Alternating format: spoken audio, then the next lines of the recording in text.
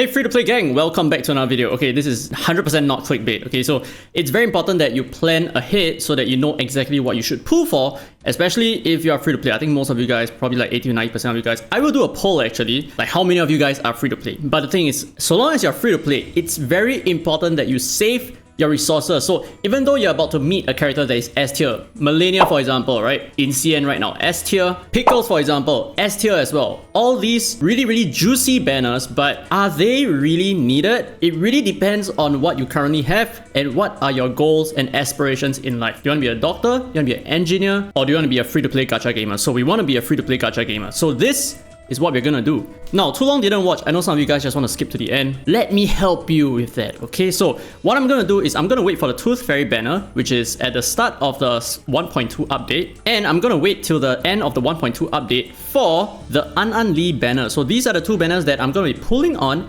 and that is going to consume almost all of my currency, every single drop of it. So I have also taken into consideration how much currency I might potentially have, and it's honestly not looking very good. These two banners is enough to drain me completely. But before we move on to why I'm skipping Pickles, we need to understand what Pickles does and why he is so good, and yet I'm still skipping him, right? So let's take a look at Pickles once again. So I've done this before in a separate video, talking about the 1.1 update, including Millennia as well. So just very briefly, Pickles is a 6-star mineral mental DPS who also doubles as a debuffer. I should say that he's a debuffer who doubles as a DPS. It's subtle difference, right? Now his whole shtick is because of his insights. So when he reaches insight 3, he becomes insane. So let me just show you, right? Anyway, before that, if you need some time to take a look at the pros and cons that I've drafted before, you can go ahead and pause the video, but I'm just gonna skip ahead to the Moxie abuse over here. So you can see the difference between having insight 1 versus having insight 3. Now when he's at insight 3, he can essentially use his ultimate on the second round. It is insane. So what you need to do is at the start of the fight, you need to make sure that you have 2 skills that you can merge. So if you do not have 2 skills that you can merge, you just need to reset the run for free and you should be able to eventually get perfect RNG. It's only like 33% of the time, right?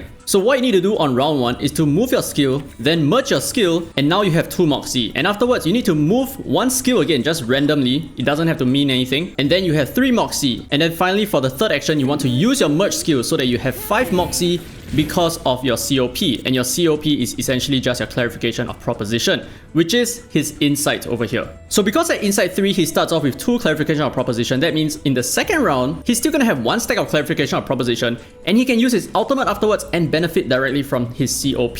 And by triggering his COP, what happens is you will then be able to provide 3 turns of damage buff for your entire team. That is basically what his ultimate does. But if using an ultimate is not your goal, you can also use your clarification of proposition, or should I say clarified topic, to deal even more damage, right? See over here, you can deal 50% more mental DPS all the way to 125% more mental DPS, which is a lot. This is almost an ultimate in itself, right? 625%. Or you can use it over here on his second skill, which gives him a little bit of penetration rate, but that's about it. So just AoE DPS, buff stripping, and some penetration rate at the same time. So that is how Pickles generally works. Now, he is really good because he's very versatile. The reason why he is so versatile is because he does not need to take any actions, which means you can move and merge his skills, and that doesn't count as actions taking, and then therefore he's actually able to generate more Moxie for himself much faster. And with the extra versatility, because he's not AP hungry, he fits into many different comps, because like you can see over here, right? He's not particularly linked to any reality or mental DPS comp, and you can use him in many different situations as well, because he has a damage buff over here and he has buff strips. So that's what makes him so good and so useful even in the current CN meta. Okay, so now that we understand why he is good,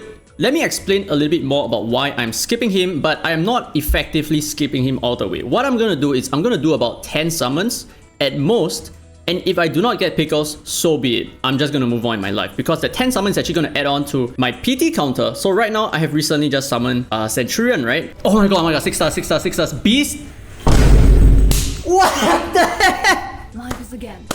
So my next 6-star is guaranteed to be a banner character. Any banner at all, right? It can be a potential future banner, it can be Pickles banner, it can be Millennia's banner, whichever. But in Pickles banner, I am gonna summon about 10 times, and if I do not get him, then so be it. Let it just be fate, right? But if I do get him, then I got him within 10 pulls, which is insane. So it's a win-win situation for me, right? Now let me explain why I am saving up for these 2 specific banners. These 2 are gonna burn me up so much. So here's my current roster. You can see that I have Centurion, I have Eternity, I I have Beacon Bloom, and I have Soneto. And you can see, right, we have Beast Reality DPS, we have Mineral Reality DPS, we have Plant Reality DPS with a buffer, debuffer I mean, and with a damage buff, damage taken reduction buff, and control from Soneto. Now, based on these 4 characters, you can kind of tell what I'm missing, right? So you can see that these are my primary requirements right now. I am missing any kind of healer. I do not have Medicine Pocket, I do not have Tooth Fairy, and there's no way in hell I'm going to invest in Dig.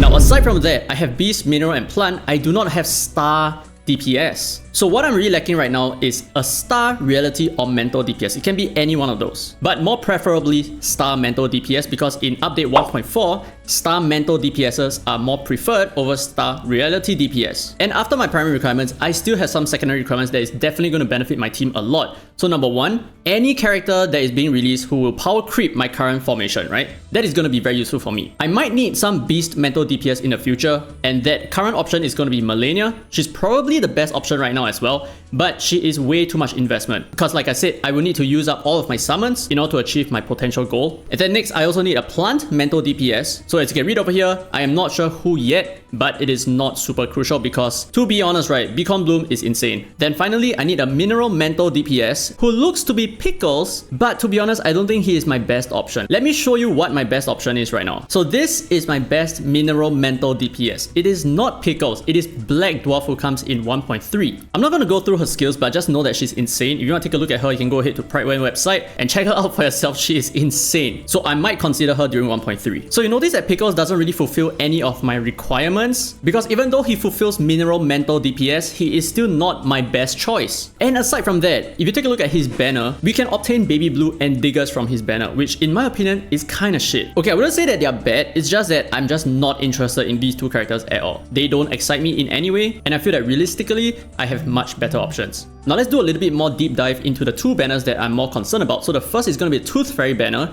and you notice that in the Tooth Fairy banner, we have a healer who is coming in the form of Tooth Fairy, who also provides crit resist reduction for my team, so that we can land more critical hits, right? And at the same time, we also have Beacon Bloom, who I already have, but the reason why this banner is so important to me is because, like I talked about in yesterday's video, right? I will need many extra copies of Beacon Bloom in order to raise her ultimate DPS to about 800%. I don't even think I'm able to hit Portrait 5 on her, but since I'm chasing Tooth Fairy, this is like kill 2 birds with 1 stone situation, right? I have a healer over here, plus Beacon Portrait for easy, big plant DPS. Now, this is not the Tooth Fairy banner, it's the An banner. Now, as for the An banner, she also fulfills certain requirements for me. So An, like I talked about, she is a Soneto power creep. So you can see in my secondary requirement over here, she is a power creep to whatever that I'm currently using. So I'm actually going to drop Soneto because I will definitely pull for An in her banner. And at the same time, there is Charlie in this banner as well, who is a Star Mental DPS, who is going to be essential or at least extremely overpowered in the coming 1.4 update. So I am planning quite a few months in advance. So very similar to the Tooth Fairy banner over here, I will need many portraits for Charlie in order to make her very relevant. And that means I need a lot of summons in these 2 banners, Tooth Fairy and An Li. Now, once I have completed 1 single copy of Tooth Fairy and at least 1 copy of An Li, along with Beacon Bloom and Charlie as well, and their various portraits, right? Here are all of the possible team comps that I can create with all of my new characters. So I can have a Beast Reality crit DPS with Centurion, Beacon Bloom, and Tooth Fairy. I can have a Mineral Reality DPS with Eternity, Beacon Bloom, and either Tooth Fairy or An Li, depending on the situation. I can have a full-blown Plant Reality DPS with Beacon Bloom, An Li, and Tooth Fairy. This is insane. And finally, I can also build myself a Star Mental DPS team using Charlie, An Li, and Tooth Fairy. Now, Medicine Pocket will be a lot better here because Charlie has